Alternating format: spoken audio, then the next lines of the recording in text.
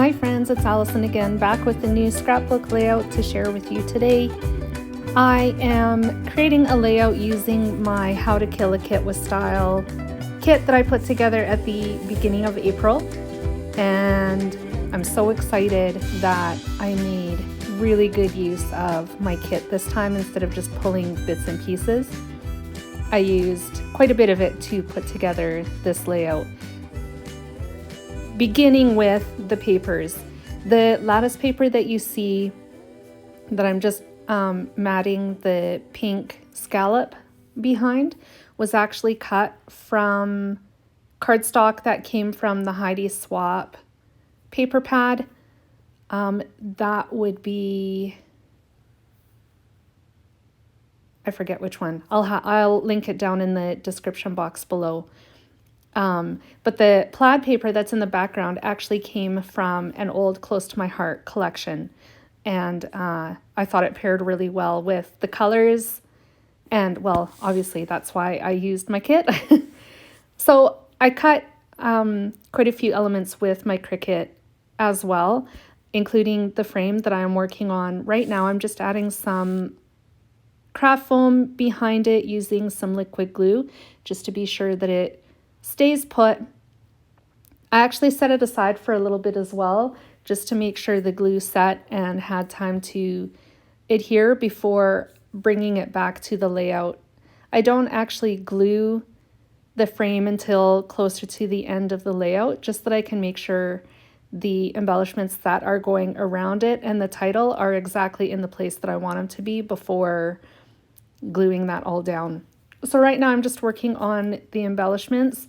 I'm working on the snowflake cluster that are being all adhered together. That's going to go in the top left-hand corner of my photo. Oh, the photo is going to go on this scallop frame that you just see me working with right now. I forgot to mention that. It's layered on top of a Cricut cut file that I backed with some more Heidi Swapp and Close to My Heart papers. I did that off camera just to save some time.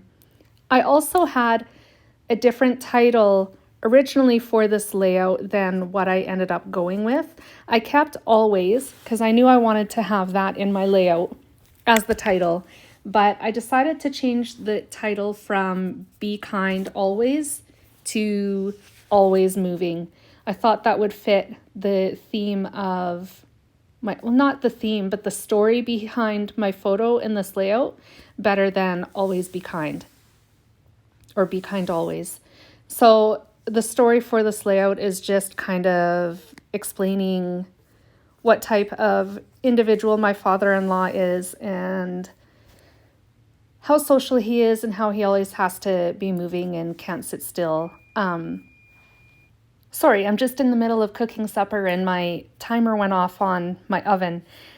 So anyways, I was saying that my father-in-law is a wanderer and has always been that way. And as a result, he is over at our place frequently,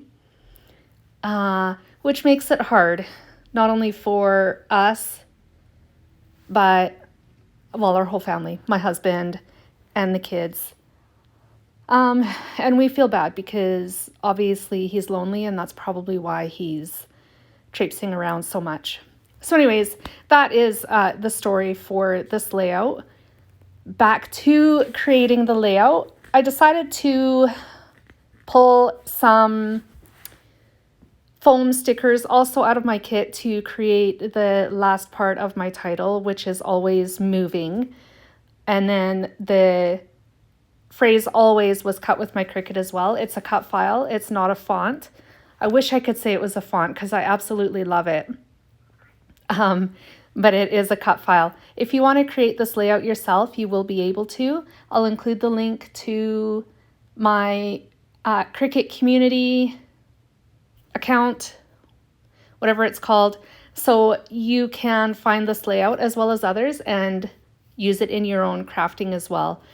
So I'm just embellishing the layout just a little bit further with some sequins that I had in my stash. Here's the photo that I'm going to use in my layout today. As you can see, there's a lot of stitching in this layout as well. I stitched around the frame, the photos going on, of course, the pink scallops in the background, and then also I stitched a border all the way around my layout base on the brown cardstock. I don't think I'm going to do that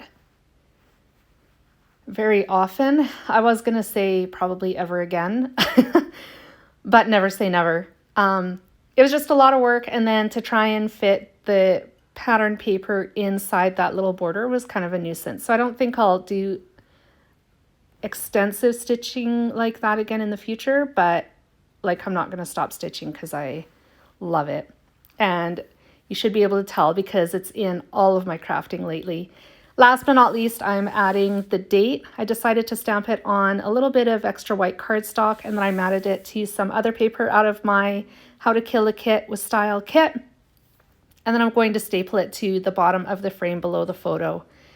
And that's pretty well it for this layout. Oh, I'm just adding some foam squares behind the date as well, just to keep it the same level as the photo because it's on craft foam to begin with.